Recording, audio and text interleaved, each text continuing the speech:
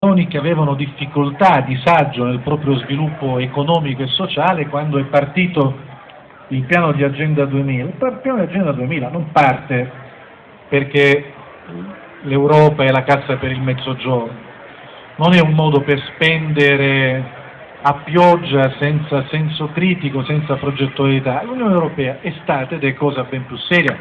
di ciò che è stata nella nostra esperienza cassa per il Mezzogiorno, e ha detto: se noi vogliamo costruire un processo di integrazione sociale, economica in Europa, abbiamo bisogno di costruire un processo di integrazione che permetta anche alle idee, alle merci, alle persone di poter essere trasferite rapidamente, che eviti luoghi di lentezza, viscosità, paludi sociali, burocratiche, fisiche in pezzi dell'Europa. Perché se c'è un'Europa che viaggia a velocità 1 e un'Europa che viaggia a velocità 10, l'integrazione europea non la faremo, a prescindere dalle vocazioni dei nostri attuali governi e dalle buone intenzioni di Altiero Spinelli. E quindi dice: io metto a disposizione risorse che dreno da tutti i paesi, da tutti i governi membri, non perché i paesi più ricchi abbiano questa vocazione alla generosità, alla benevolenza, all'elemosina, alla Germania, alla Francia, ma perché è necessario per un equilibrato sviluppo dell'intera economia europea. E dunque Agenda 2000. Quando c'è stato il passaggio tra Agenda 2000, periodo 2006 al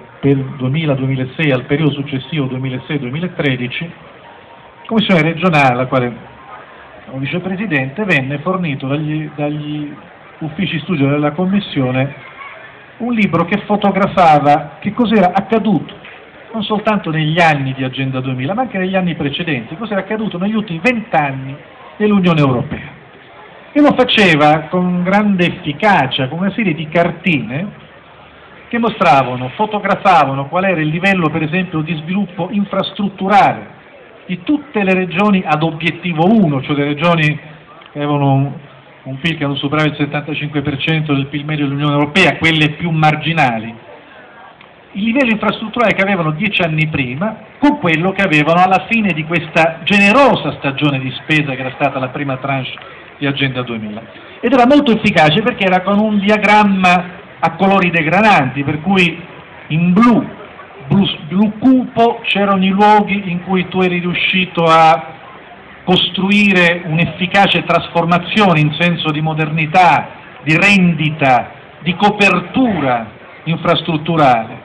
Più dal blu si virava verso il giallo e poi verso il rosso, più quelle regioni soffrivano una solitudine anche geografica, un'assenza di infrastrutture. E ricordo queste cartine che fotografavano l'Unione Europea, le regioni marginali all'inizio, quindi alla fine degli anni 90. E la Sicilia era un bel rosso cupo, esattamente come l'Algarve nel Portogallo, come alcune regioni della Grecia, della Spagna, persino dell'Inghilterra, regioni in cui c'era un effettivo deficit di infrastrutture e quindi anche di proiezione economica. 10 anni dopo, le stesse cartine, in quelle regioni che erano partite all'inizio con un colore che faceva capire il livello di povertà infrastrutturale, di marginazione complessiva, avevano trovato, come dire, un colore diverso, cioè avevano raccolto, ottenuto risorse, le avevano investite e avevano superato nei fatti,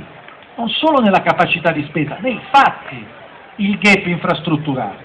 La Sicilia era fissa su quel rosso cupo che aveva 10 anni prima, nel senso che il livello di solitudine infrastrutturale che aveva la Sicilia alla fine degli anni 90 lo aveva anche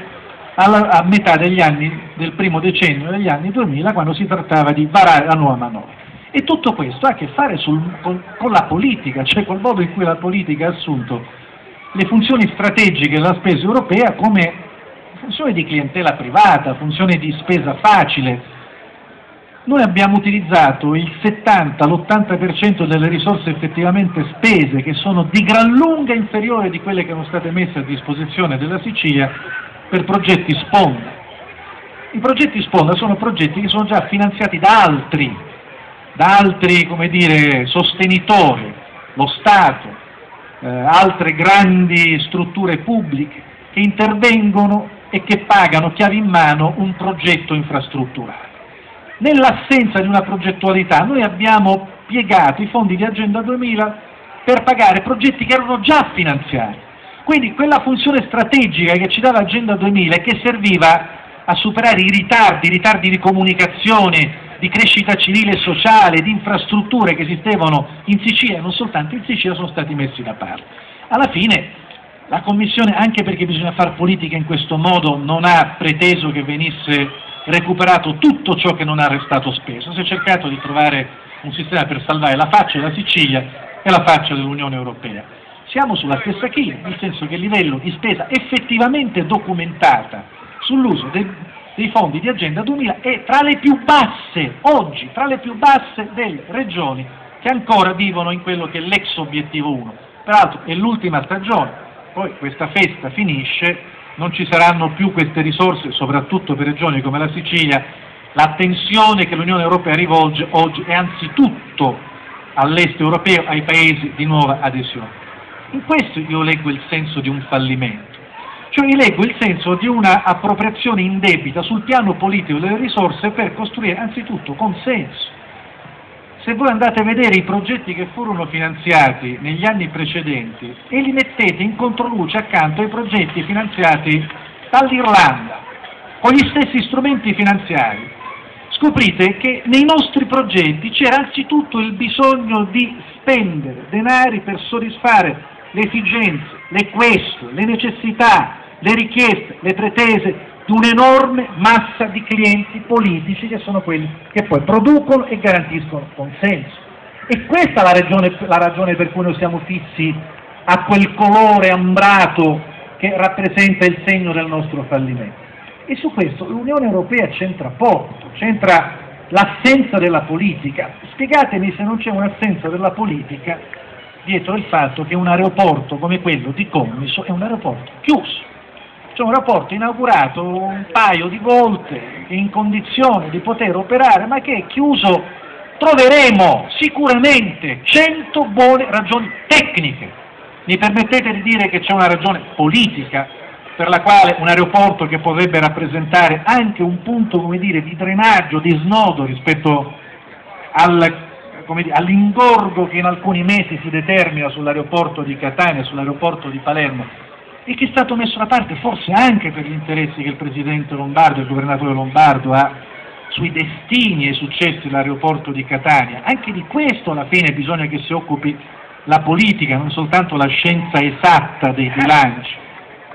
Il fatto che il corridoio 1 venga messo da parte probabilmente dall'Unione Europea, io ricordo bene il dibattito che fu fatto anni fa sull'apertura di questi corridoi e sull'investimento che si faceva su opere future e futuribili, con un senso alto, nobile, generoso della strategia, quando l'Europa diceva investiamo sulle infrastrutture immateriali, investiamo sulle risorse del sapere, della conoscenza, il know-how, la qualità della conoscenza e della ricerca scientifica, e investiamo su una qualità di infrastrutture che ci permetta di collegare in termini di flusso di merci, di idee, di risorse, di persone, Berlino a Palermo, ma non perché ci siamo qui noi a garantire una parte del finanziamento, perché c'è una scelta strategica che questi paesi fanno. Se oggi l'Unione Europea ritiene di dover ripensare, esattamente come fece il Parlamento Europeo nel 2004, con un ripensamento che si concluse con un voto negativo di bocciatura della richiesta di cofinanziare il ponte sullo stretto, unico progetto che rientrava nella massa complessiva dei progetti finanziati dall'Unione Europea e che ricevette un voto negativo politico del Parlamento Europeo. Se oggi l'Unione Europea rimette in discussione è perché si rende conto di che cosa è diventata la Salerno-Reggio Calabria, si rende conto perché le leggi, le notizie che arrivano, le affermazioni, le intenzioni che